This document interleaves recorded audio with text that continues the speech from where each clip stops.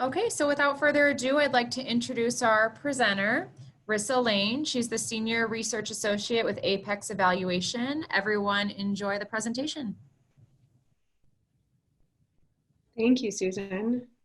Go ahead and share my screen now. Okay, so we're using 2, 3. I did it to present. All right. As Susan introduced me, my name is Rissa Lane. I work at Apex Evaluation, which is based in Albuquerque, New Mexico. I actually moved here in September. I'm originally from the Midwest, but it's good to be here virtually with you all. I loved seeing where you were in New Mexico, as I have not made it to many corners of the state yet. So I'm going to present today about a project looking at ACEs in the state of Colorado. So we've been working on this project in partnership with the Colorado Association for School-Based Healthcare. Apex is the evaluation partner for CASBEC, as well as the Colorado Department of Public Health and Environment on the state-funded school-based healthcare program. Many of you might recognize Apex. We also work with NMASBEC and the New Mexico Department of Health on the school-based healthcare program, although you may be more familiar with my colleagues Jamie and Brenda, who work more directly on that project than I do. So today we're going to be learning a little bit about ACEs, just to do an overview, and then we're going to spend the bulk of our time on some case studies and I'll sort of turn the mics over to you, which I'm really looking forward to. So without further ado, we'll get started. Our agenda for today, I'll overview ACEs, which is Adverse Childhood Experiences, if you're not familiar, and then I'll also tell you a little bit more about the project that we've been working on in Colorado. I'll share with you about some findings from an evaluation report that we did about the Colorado ACEs project. Then I'll give you the opportunity to go into the breakout rooms, review the case studies, and then we'll wrap up with some discussion of best practices. The objectives that I've set for today are to summarize the relationships between ACEs and health, both in adolescence and throughout the lifespan. We'll theorize about relationships between ACEs and health behaviors and risks, as well as the relationship to school-based healthcare based on the APEX data that we have. And then finally, we'll work on developing plans and best practices for trauma-informed care using the available data.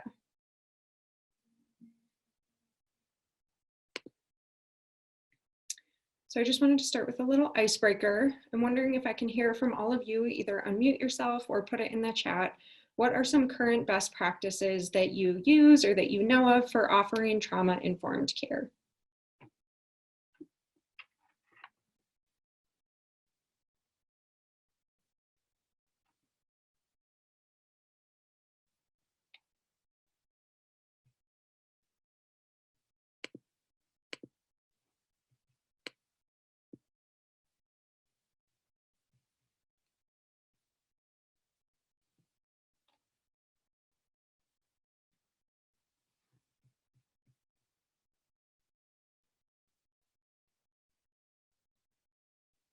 So we have 2 comments in the chat. Leslie said TFCBT, and then we had Rosalind commented lifespan integration.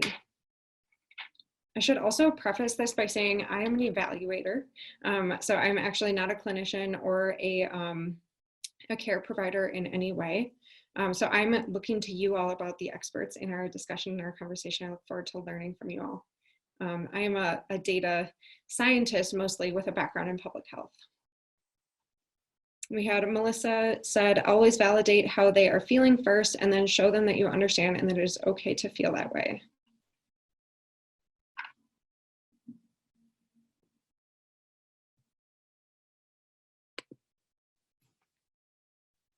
All right, thank you to those that shared. So we'll start with an overview of the ACEs and then the Colorado ACEs project. So there was a CDC Kaiser ACE study that was published in 2019 that really establishes the foundation for much of the work that was facilitated in Colorado.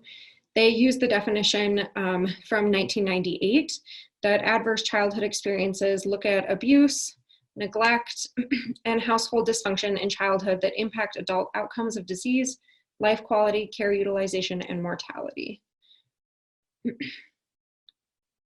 I just think it's interesting that this definition is from 1998. I think that ACEs has gotten a lot of attention recently, but this is really not a new concept. And what we are looking to do with this presentation is to start to shift the conversation to what do we do about it? You know, so there's a lot of research, some of which I will continue to contribute to today, about the consequences and the harm that comes along with ACEs. But we are starting to think about what do we do about it. So the CDC and ACE-Kaiser study showed that ACEs are very common, and this was supported additionally by the 2011 to 2014 behavior risk factors, the BRFIS ACE module. So these both showed that about 2/3 of the population report at least one ACE. So that's, it's just this light blue color that's on the left of the circles that they're reporting 0 ACEs, and the remainder of the circle has at least one or more. And then the yellow categories are of individuals that were surveyed that reported 4 or more. So it was between 12.5 in the CDC and Kaiser, and then the BRFIS module showed that 16% had 4 or more ACEs endorsed. This figure here is modeling the mechanism by which adverse childhood experiences influence health and well-being throughout the lifespan. So the arrow is showing the direction of the lifespan, and we see that the adverse childhood experiences are right here. So they are oftentimes things that occur early on in life, or can be up to the time that an individual is becoming a young adult, and they can contribute to the continued negative well-being or experience of disease throughout the life course, leading all the way up to, it's been shown that early death can be a consequence of having adverse childhood experiences. And then we also know that ACEs have a graded and dose response relationship with health. So you can see all of these little lollipops sticking out are the factors for which adverse childhood experiences have been associated in the literature. So including traumatic brain injury, fractures, burns, mental health, maternal health, including unintended pregnancies, complications in the pregnancy, and then fetal death. Infectious diseases, that one I was reflecting today is very prevalent in our current world. Then chronic diseases, alcohol and drug abuse, unsafe sex, those risky behaviors, and then opportunities as well. So you can really see how they start to compound throughout the lifetime, and they end up feeding into one another, these factors that are associated with the adverse childhood experiences.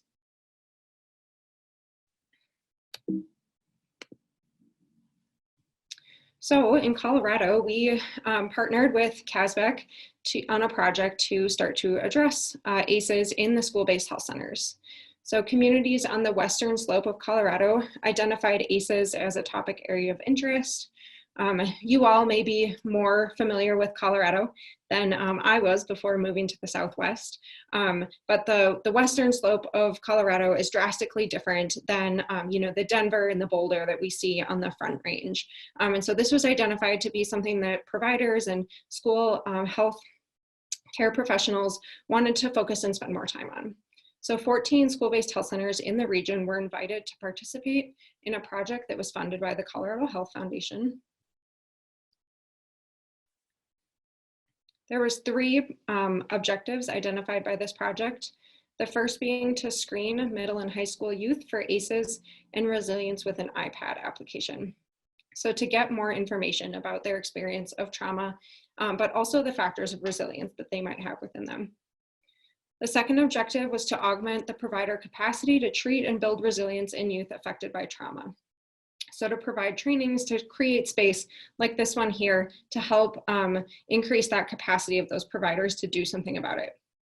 And the third objective was to increase youth and community awareness about trauma. So outside of the clinics, to raise awareness of this and to build the capacity within the community to be creating change against this health trend, this health phenomenon. So in this presentation, I'm going to focus on the screening element of this project, but I think it's also important to note that as an evaluator, especially, I feel that the screening has really been important to feed into these other two projects as well, because it helps us to learn about the population, to give information back to the providers as well as to the communities, and so on.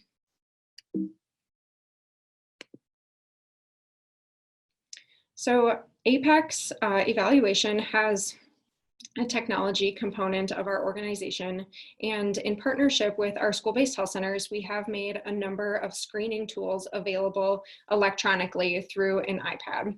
So at the outset of this project, we set out to create a new, we call them standalone, but it's basically just meaning that it's non-comprehensive. It focuses on a health element. We created a standalone ACEs screening tool. This included questions about ACEs, toxic stress, and also resilience, because we felt it was important to not only take a deficit approach, but to also, while screening these individuals, remind them of the resilience and the strength that's within them by asking them a few questions about that as well. So the ACEs includes 10 questions that start out at any point since you were born, and then the specific items include, for example, have your parents been separated? Is there a household member that served time in jail or prison? A household member that had a mental health problem, etc.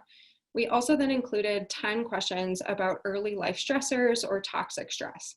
These also start out at any point since you were born. You have been taken to live in a different home, such as foster care. You've experienced harassment or bullying at school or online, and on. There's 10 of them. And then finally, as I mentioned, there's 4 open-ended, and they're also required questions. Is there someone that you can go to for support? So someone that, can help you. Tell us something that you're really good at. What do you hope for yourself in the future? And are there any what are the signs that you recognize in yourself that you are stressed or that you are upset? So those are the 24 questions that are included in that screening tool. And that was made available to the school-based health centers that were participating in this project. When an adolescent is administered the screening tool and then they complete it, it generates what's called an alert report. If any of you are familiar with using Apex screening tools, this hopefully looks familiar, but this is what we call our alert report. And you can see that it is color coding some information, and then it's also providing numbers. So what this does is at the top, it's providing the score for the ACEs risk assessment. In this particular alert report, which is just generated as an example for you here, this individual endorsed 7 out of the 10 ACEs items. They are color-coded in red to indicate risk. The ones that they did not endorse, so they said no, are green, indicating that there's no concern there. And then it provides the score of 7, which is greater than or equal to 4, suggesting that this is an ACEs high-risk individual.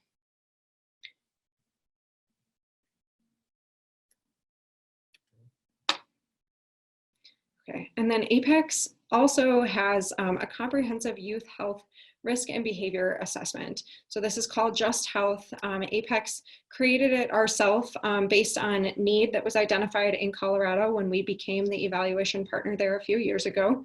So this is a youth risk screening tool that's used in school-based health centers in Colorado, New Mexico, and beyond, but largely in Colorado.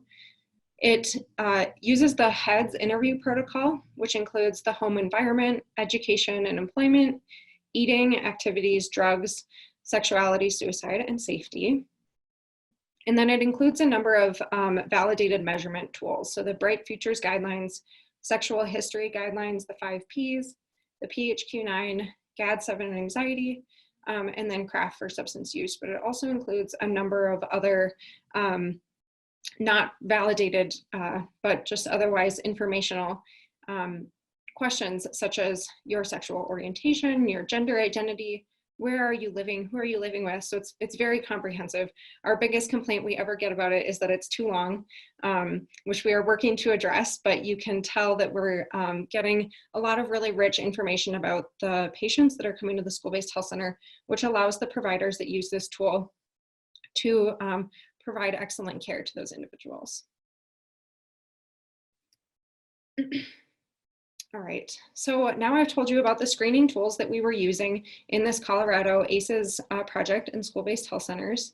I'm now going to tell you a little bit more about the evaluation and the findings, but I wanted to pause there for any questions or clarity about ACEs or about the Colorado project.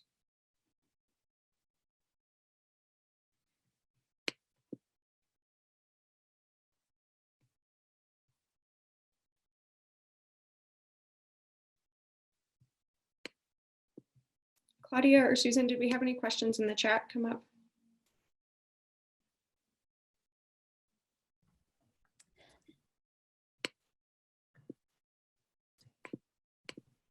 There are no questions. Any questions in the chat thus far? We do have a comment from earlier. Yeah, no questions in the chat.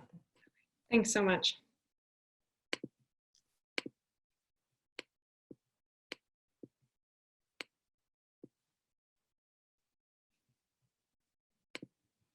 Okay, so as I told you before, Apex is the evaluation partner for this project. So when the screenings are completed, they are transferred to the Apex servers, so we have access to all of the individual level screening information.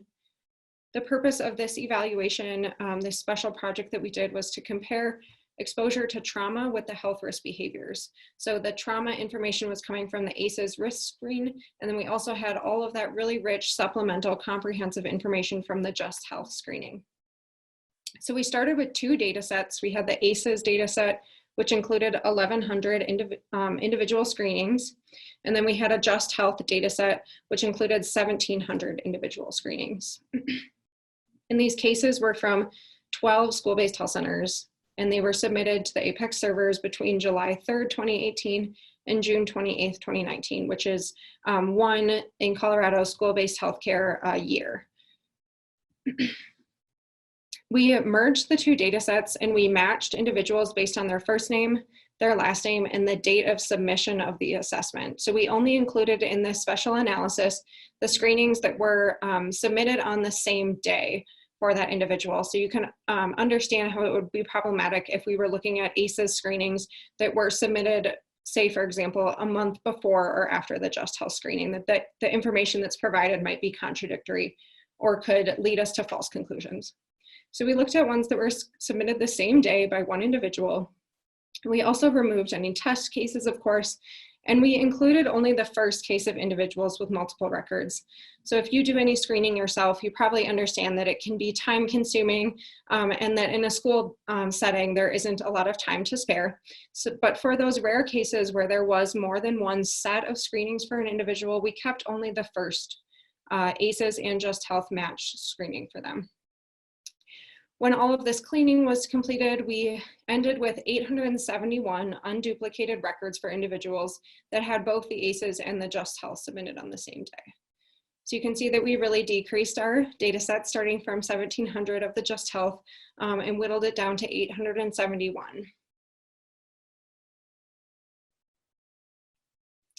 So I'll now share some of the results with you, but I'll give you a little outline here. I'm going to talk first about the ACEs and the risk groups. So you saw in that alert report that I shared with you that the ACEs gets broken up into risk groups: no concern, moderate risk, and high risk. I'll do the same for the toxic stress items. And then we're going to look at cross tabulations of the ACEs and the toxic stress risk groups by the health risk behaviors. So we'll look at, based on adolescents' responses to the ACEs and the toxic risk, how did they report their use of substances, their mental health, and their sexual behaviors. So here's a very high-level overview of what we saw in the data. When we included all 20 of the ACEs and toxic stress items together, the mean score with each question scored at 1 was 2.99. So on average, individuals are endorsing 3 of the items on the 20-item scale. and it ranged between 1 being the minimum that individuals were reporting and 17 being the highest. Looking at just the ACEs items, there was a mean of 1.86, and then the toxic stress items, a mean of 1.13, excuse me. So you can see that individuals are endorsing on the toxic stress scale on average about 1, and then on the ACEs scale, they're endorsing about 2 for a combined average of individuals reporting about 3 of these questions, 3 of these items having affected them in their life.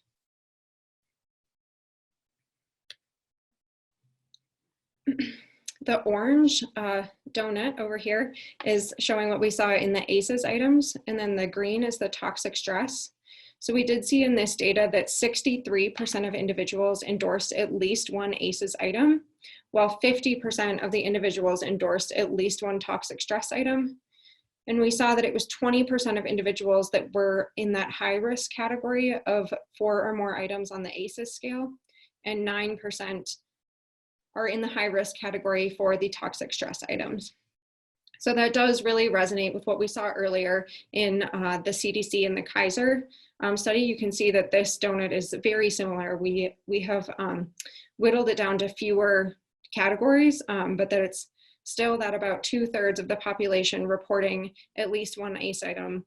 And then this is a bit higher than the high risk category of 4 or more items earlier, but not all too different.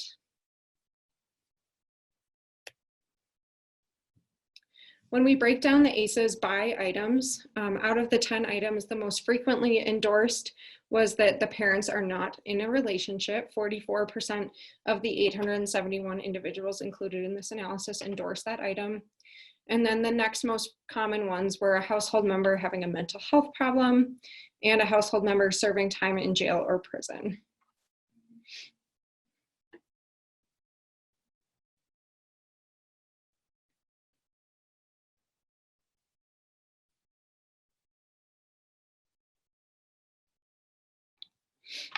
When we look at the breakdown of the toxic stress items, we saw that for the 871 individuals that we had data on, the most commonly endorsed item was the harassment or bullying at 30% of the population endorsing that one.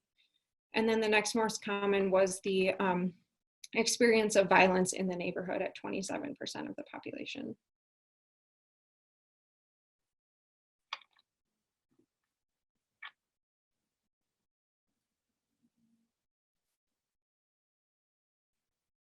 When we looked at these groups cross-tabulated with one another, we saw that for the most part, they follow each other. So individuals who are high risk on the ACEs scale are also more likely to be high risk on the toxic stress scale. We did have one insight that we thought was interesting, which is that on the ACEs scale, those that are in the no concern group, so they endorsed no items from the ACEs scale, there was 26%, 84 of the individuals that still were in the moderate and high risk groups. So that was fairly interesting. I think this just shows that although they may not be endorsing those ACEs items, that a lot of individuals still are experiencing those toxic stress, harassment or bullying, something that otherwise might have just been like, all kids experience it. It's something you go through, that that a good percent of the population is experiencing that, and it can be important for their health.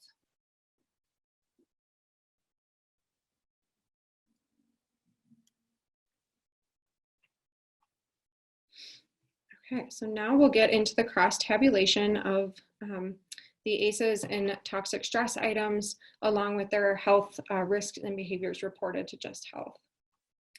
So we found that the individuals that were in the high ACEs and toxic stress risk groups were more likely to report substance use and also riding or driving risk, which is that they report that they have ridden in a car with someone who is high or drunk. And this includes that they might have been the driver in the car.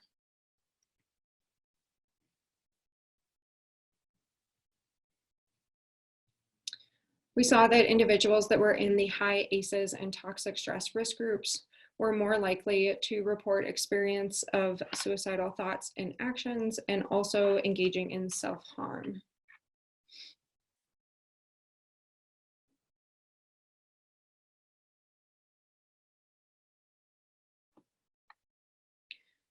Then we saw that individuals in these high-risk groups are more likely to report, yes, that they are sexually active, that they've ever had sex. And interestingly, on this next slide, among those who report being sexually active, if they're also in the high-risk group in the ACEs scale and the or the toxic stress scale, that they are more likely to report that they are not using a method to prevent pregnancy. So that was 244 individuals. Just want to point out that that's a subset of the 871.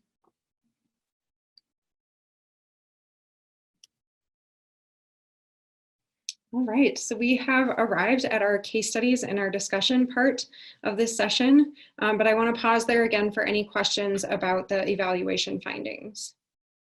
Hopefully they weren't, too revolutionary from the rest of the literature that is out there. I think it really just, resonated with a lot of what we already expect and see, but I did just want to provide an opportunity for any questions or reflections.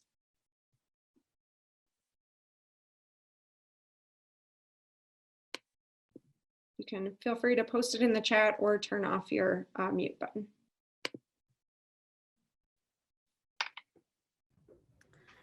We are setting up the breakout rooms now. Thanks so much. Of course.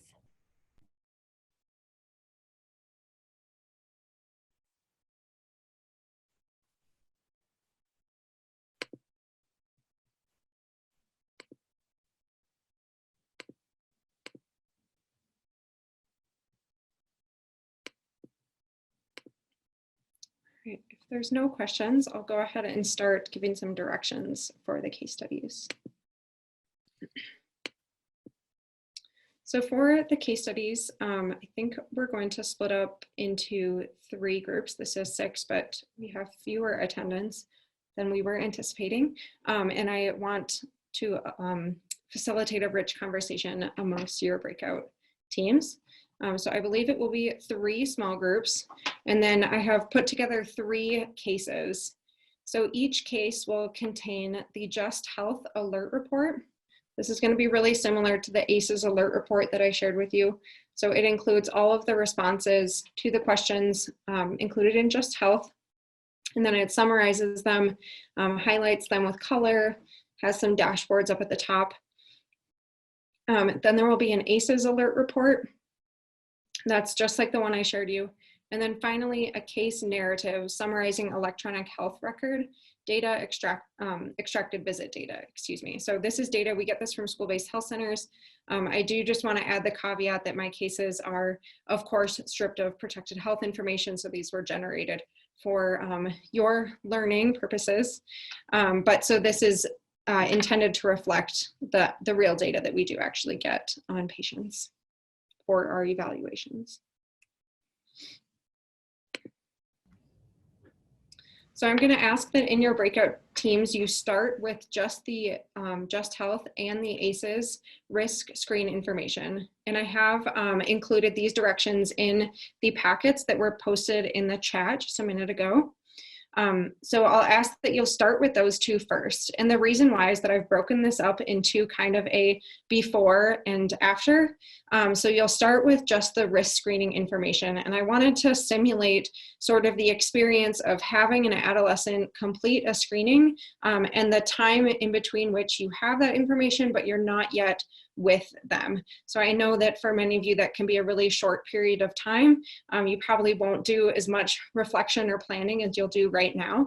But if you can with me, put yourself into that space where you've received the information about them, but you haven't yet had the opportunity to talk with them or get to know them beyond that. So with those 2 pieces of information, I'll have you discuss within your group, what do you know about this individual? So what can you learn about them with the screening information? Then you can talk about what do you not know. So there might be information missing, especially if we reflect on what we know from the literature and what we might anticipate to know about individuals. What questions do you still have? Then you can work on a plan to get the information, so you can think about, how will I talk with this adolescent? What's my plan to approach them and to hopefully get this information? There might be discrepancies in the data that you can, ask questions amongst yourself about. You can say, I would expect this based on this, but I'm seeing something differently. They've reported this here, and now I'm seeing something differently here. And then I want you to, again, thinking about heading into an opportunity to talk with that individual, what diagnoses could be possible or what procedures may be needed. So this is based on that electronic health record data, so it's very rooted in a medical care practice. I realize based on our poll that we did earlier that many of you might not be in that role, but you can sort of start to think about what is your plan to assist this young person.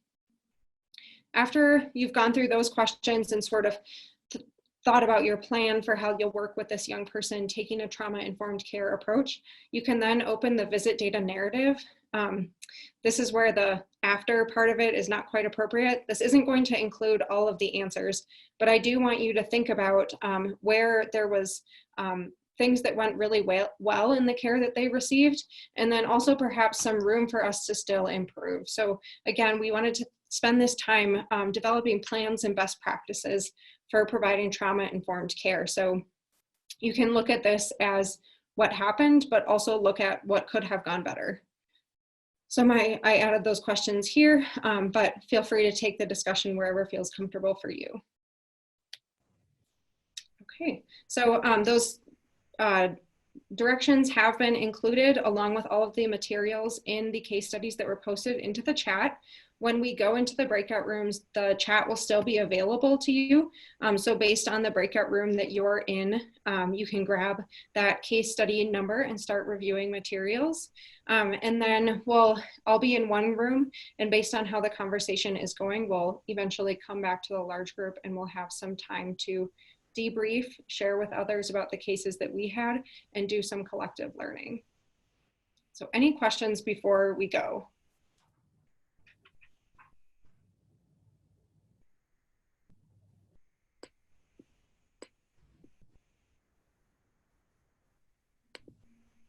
There are no questions in the chat right now. Okay. All right, well, if everyone feels comfortable, I think we can head over as long as you are ready, Claudia and Susan. We are. So we're going to go ahead and open up the breakout rooms. One of the breakout room number 1 will stay in this main meeting, so don't be alarmed if you don't go anywhere. For the other 2, at the top, you will see your breakout room number, and that's how you know which case study to grab. But other than that, we're good to go, and we will open breakout rooms now. Thank you.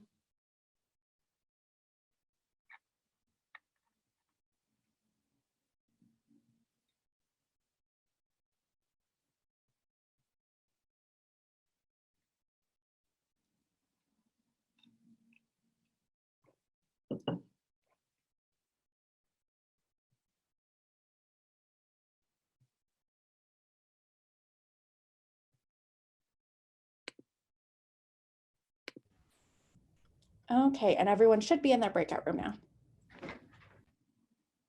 Great.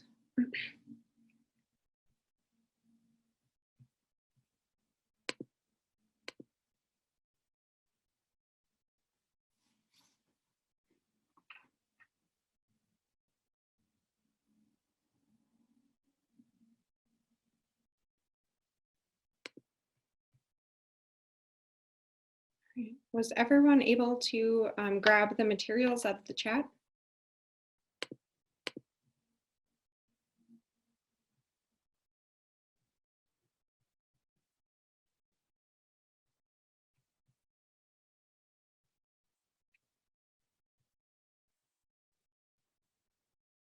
Leslie and Christian, this is your breakout room.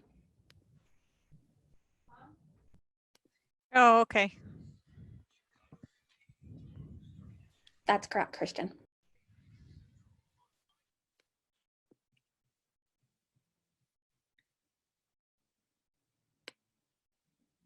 Claudia, I'm assuming you all are still seeing the presentation, not the case. Not that it really matters, but just wanted to check on that. Yeah, we are still seeing the slide, the case study small team slide.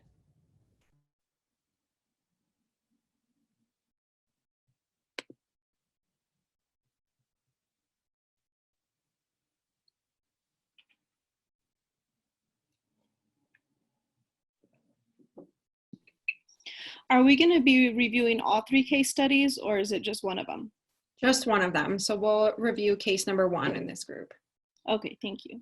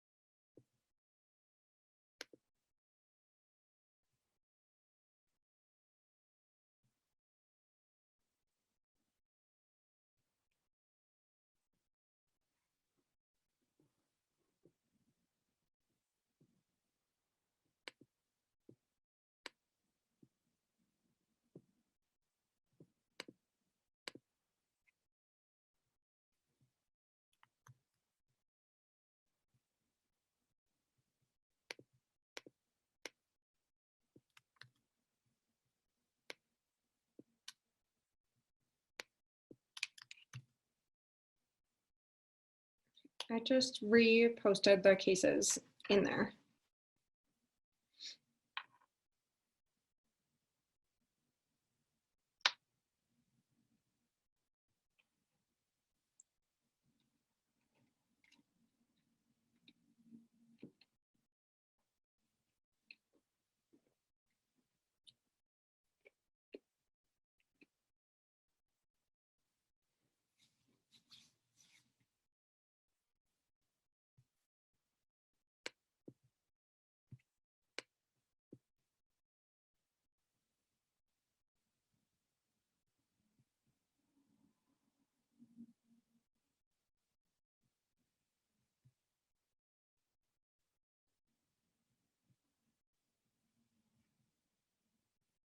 So group 1, have you been able to open and begin reviewing the materials?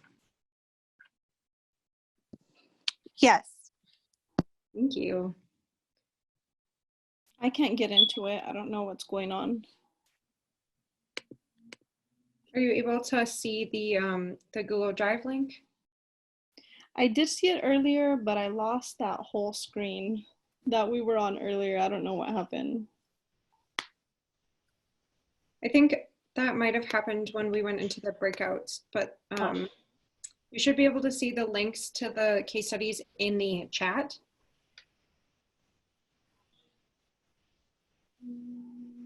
I think I can also post them as PDFs.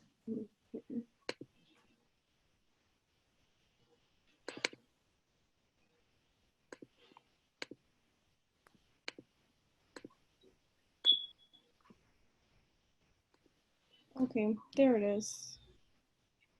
I found it. Sorry. That's okay. Thank you.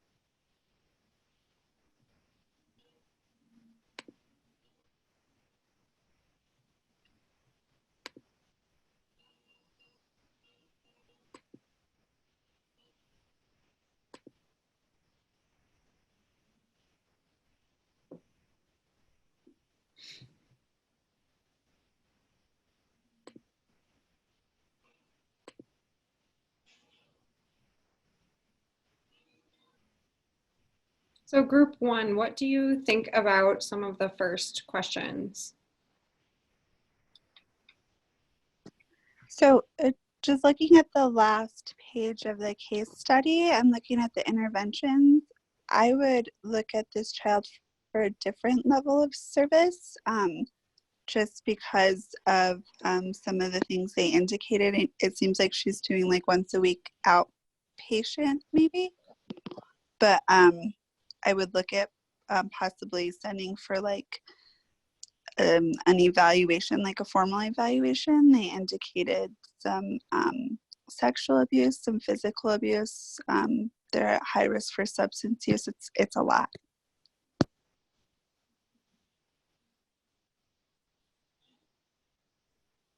What do others think?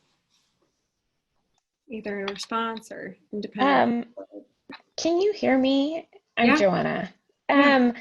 I am not, this is not necessarily my expertise. I work for a nonprofit, a coalition, and we do programming and stuff with students. That's why we thought it'd be a good idea to take the ACES webinar just to learn more, but we're not necessarily a practitioner.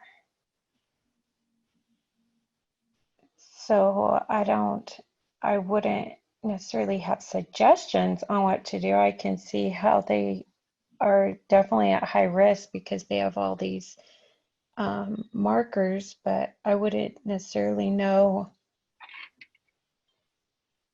the plan forward besides sending them to see somebody for an assessment. But this is basically their assessment.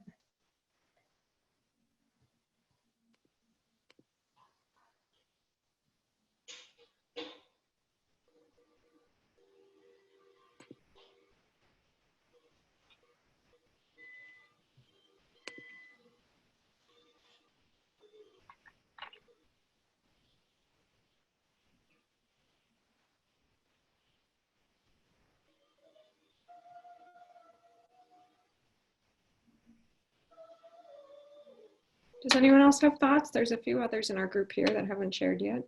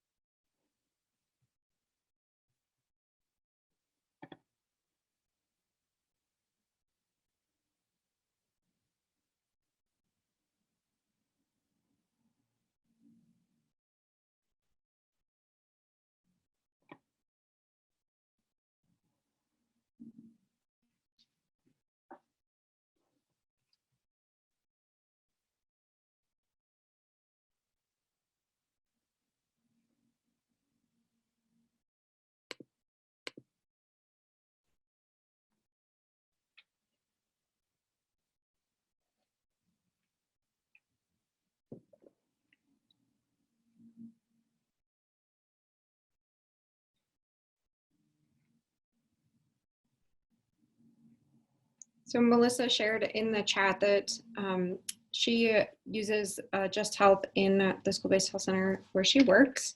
In her experience, sometimes kids are not honest with the assessment because it's in writing, which I just find to be really interesting, Melissa. Based on my understanding, of course, being on the evaluation side of things, is that kids are more likely to be honest because there's that barrier, you know, they're reporting it to an iPad rather than having to say it out loud to a person, an adult specifically. And then Melissa, thank you. You also said you see kids weekly for therapy. You would complete a suicide assessment with the student and possibly a substance abuse assessment if they're willing to participate.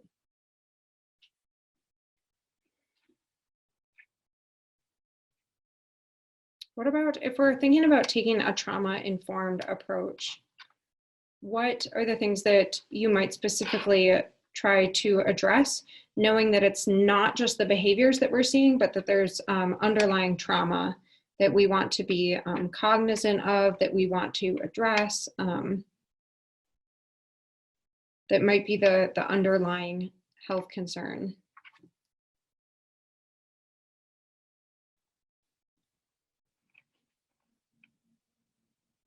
Thank you. Sylvia said in the chat, I work in the schools. I would help the student identify supports, people they can talk to possibly within the school and outside of the school.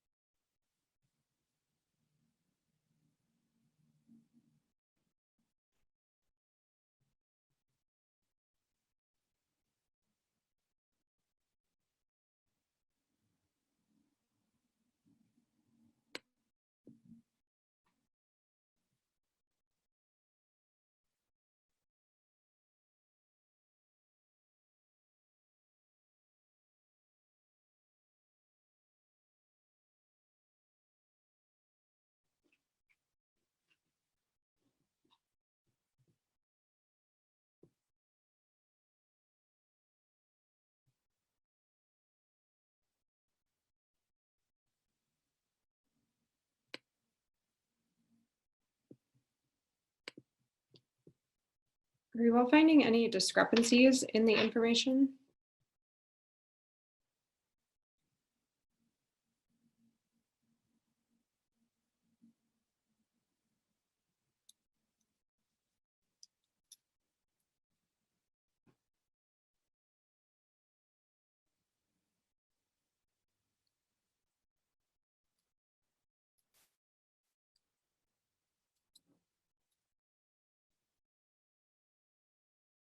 Thank you. Joanna shared experience where working with a young person who had been sexually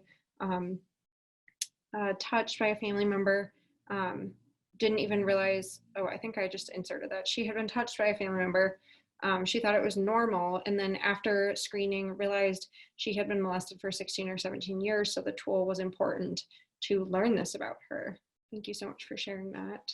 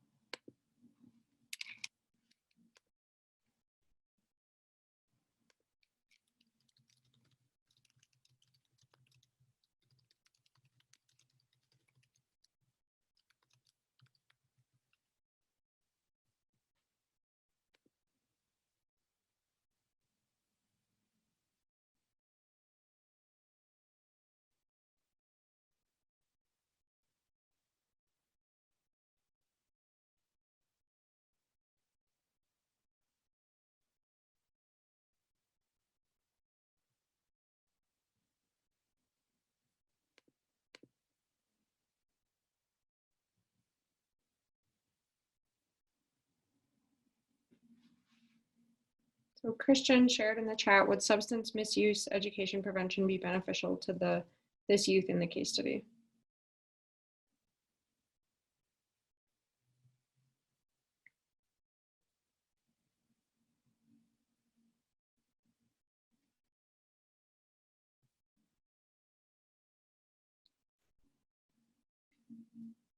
Leslie, I saw your message that you just rejoined. I think that we are still reviewing the alert reports, talking about what might be appropriate for this individual based on what we know about them.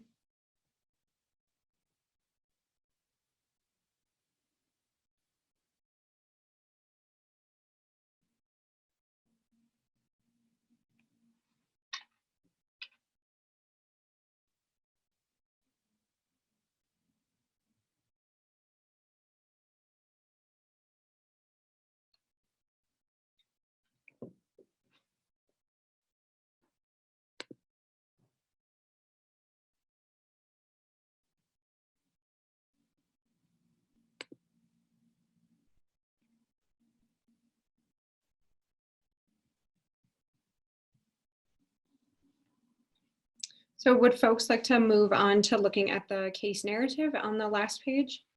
And then we can, look at the services that they did receive based on the electronic health record data, and what might have gone well, or what we might suggest to do differently to recommend best practices.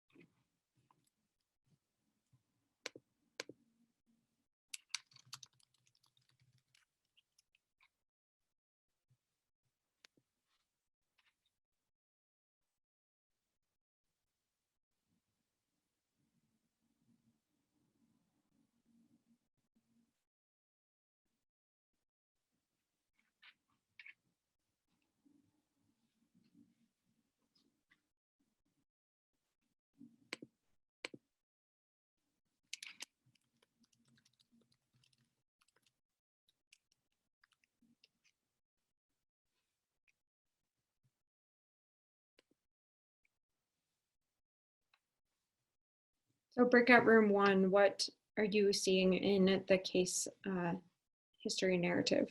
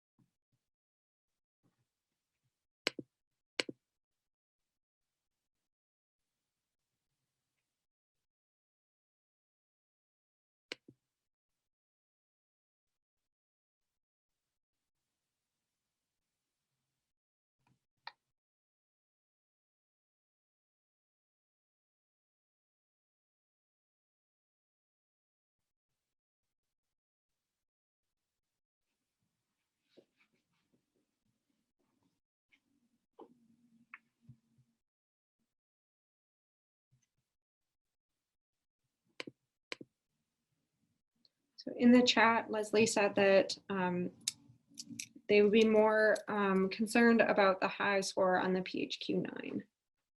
Leslie, do you want to say more about why you think there should be more concern about that? Well, just, I mean, it's indicating attempted suicide in the past. And I mean, high scores, and it mentions depression, which I did not see in the diagnosis in the case narrative. I mean, with a high score on a PHQ-9, we would be very concerned that that person is still indeed suicidal or has suicidal ideation. Yeah, thank you. I'd also, the school social worker in me says that the trouble at school, I might look at if there's a learning disability or a disability or a exceptionality that the child has, the student has. Yeah, thank you. So providing supports at multiple levels might be important. Right. Yeah.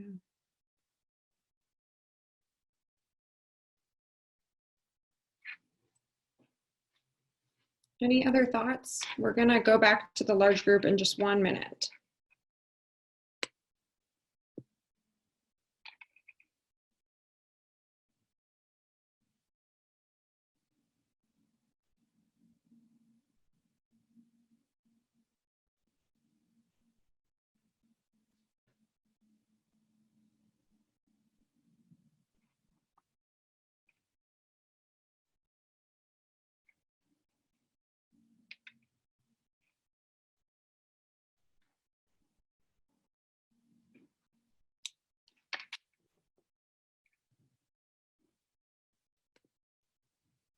And so if they do it again.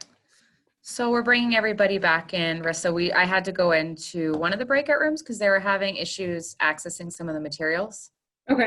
And so I just pulled them up and we did a little screen share thing. So that's where we went, and everyone should be coming back now. Great, thanks so much. I let everyone know also that we will be sending out those case study links in the email so that, you know, if anyone didn't get to read through everything and do what they wanted to do, they'll be able to look at it later. Okay, thanks so much.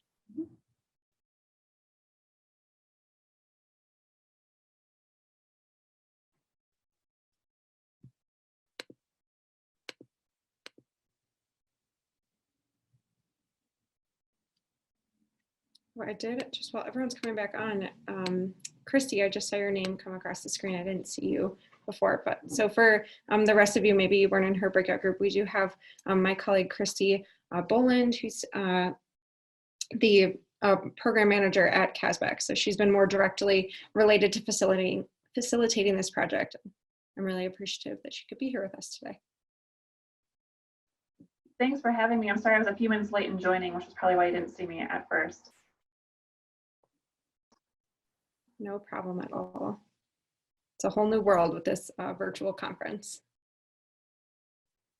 I'm impressed that you manage virtual breakout sessions. That's ambitious.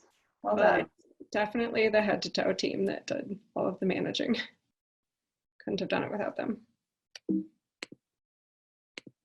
All right, so now that we're back in the large group, I'm wondering if we can have a representative from each case share with us a little bit about the case that they reviewed, the concerns that were identified, and then any care that was provided, as well as the strengths and the areas of growth that the team reflected on.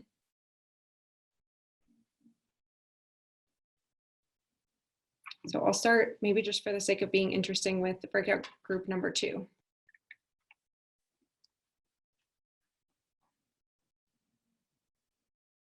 This is Christy again. I can share from our breakout group.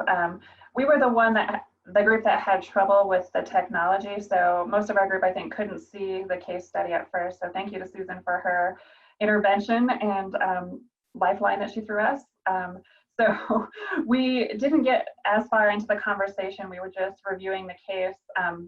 We did a screen share where we went through and reviewed, and we're just beginning our discussion. So we didn't complete the whole exercise. But we had a bisexual student with a really high ACEs score. She had a score of 9, and who hadn't answered any substance abuse questions, had left them all blank. And also indicated she had some risky sexual behaviors, and indicated that her parents weren't in a relationship, and she had a lot of experiences with witnessing violence, having violence in her household or neighborhood, and et cetera. And so we talked a little bit about what we would want to know based on the information that we had learned and what we hadn't learned. We wanted to try to use some motivational interviewing strategies to try to find out a little bit more about substance use, and if perhaps it was happening but she was not wanting to disclose, or just maybe she had skipped that part of the screener, and wanting to make sure that she felt safe and building some rapport. I don't know if my group has anything else to add. That was honestly as far as we got. So. Thanks, Christy.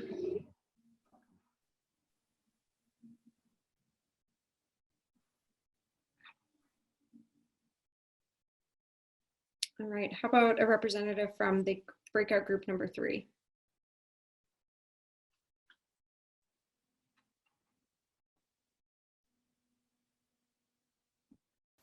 Okay, this is Cheryl. I can try to go. My group, please feel free to add. I am bound to miss something. So, so we had a 15-year-old female girl who came into the school-based health center wanting some information about and some contraception, and her ACEs score was extremely high at 17. She also, according to her substance abuse survey, she has engaged in some substance abuse, such as marijuana, smoking, alcohol. She is also sexually active and often uses these drugs before, during, or after sex. She has a history of hurting herself, also some suicide thoughts and attempts. And she's experienced some bullying, and overall she has very little sleep. She's always afraid. She's been homeless before, or that question with homeless or foster care, she answered yes. It does mention she's been hit before by her significant other, and overall she just can't sit still. She's very nervous all the time. What we did find that there were many concerns in her just health and her ACEs, and the notes did say that that she was recommended some medical testing for STDs and whatnot, and that she was given some counsel on safe sex, and but didn't seem to, in the narrative, didn't address any of these other problems that she has. She wasn't referred out to a behavioral specialist or anything of that nature, nor did there appear to be any, that she was seen twice total on her second visit. All it says was they give her an immunization. They no follow-up with these other things were noted. So we felt that needed to be an area of growth as far as her care there. Some strengths, I guess, would be that, well, this might be where I need my colleagues to help me out a little bit, but I'm just, maybe some praise if she was using safe sex practices, that she would be praised for that and such. Otherwise, we just found, and there were some inconsistencies in the student's response to, sometimes the home life appeared stable, sometimes it did not. And so we just weren't sure if she always understood the questions or what was really going on there. So, so anyway, colleagues, you guys want to add anything to that? No, I think you summed it up really well, Cheryl. Thank you. It's not often I do. Thank you. All right, group one.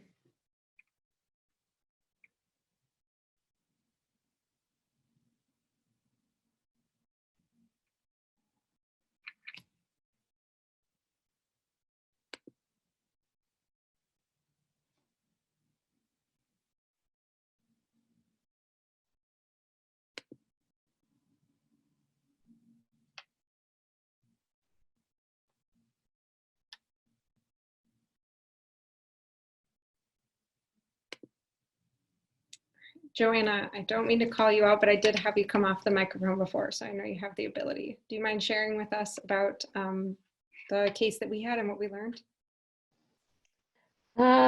So I'm not quite sure, like, how, because we didn't have a whole lot of discussion, but Leslie was saying that she would probably be a bit more concerned about the high score on the PHQ-9. I think that,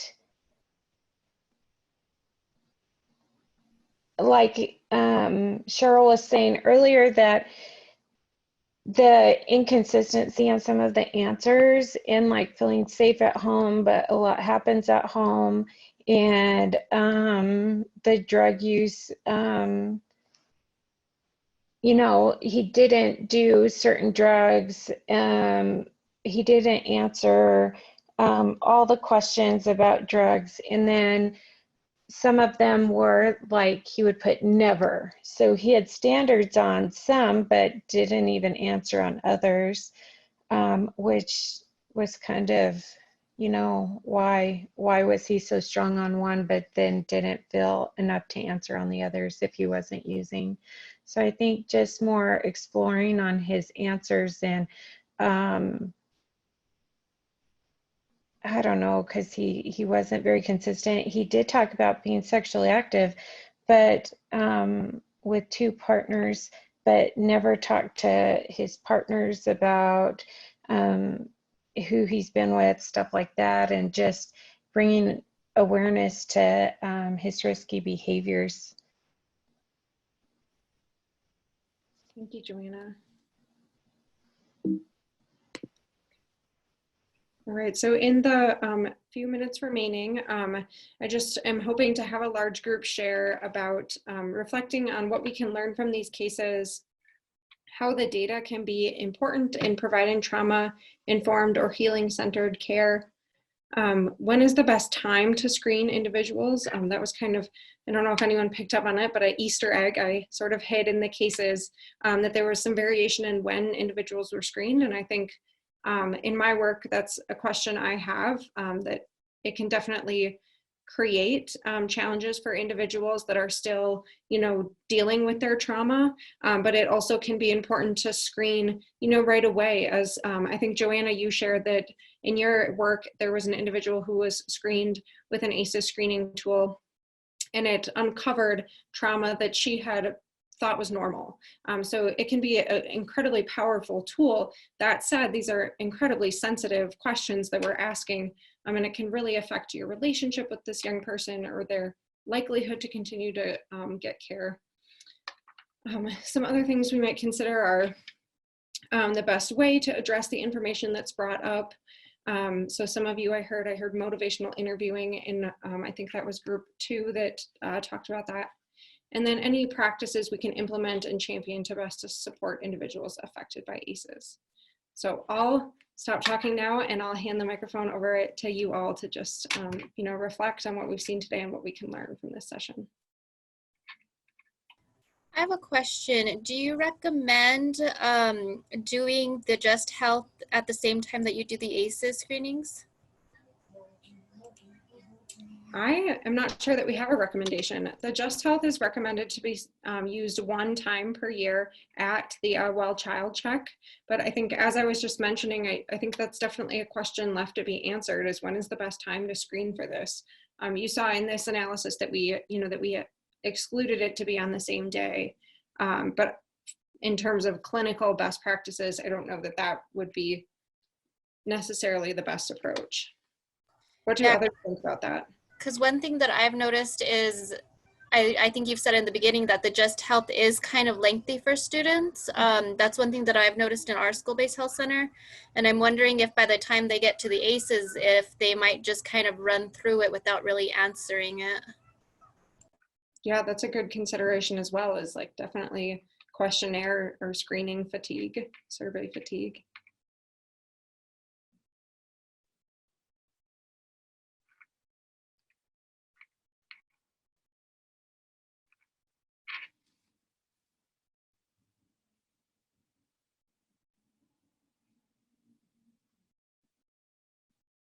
What thoughts do others have about these cases and what we can learn from them? Leslie mentioned in the chat about how she wondered about ACEs being completed weeks later. Yeah, I think that was in one of the cases, which I thought was interesting. I think that's an approach to try to build trust with an individual before, as I mentioned, asking these really sensitive questions.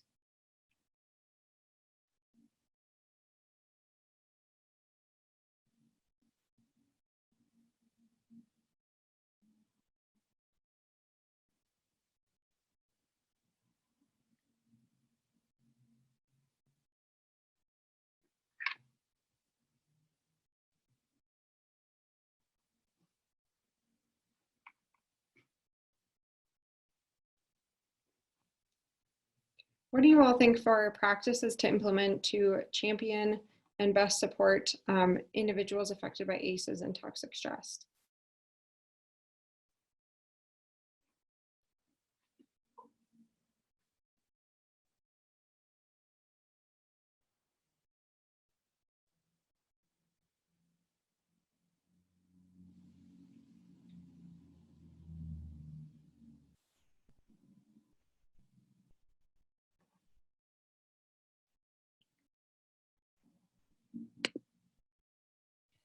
A quiet group today. Well, we are just about at 3:15, so I want to respect your time.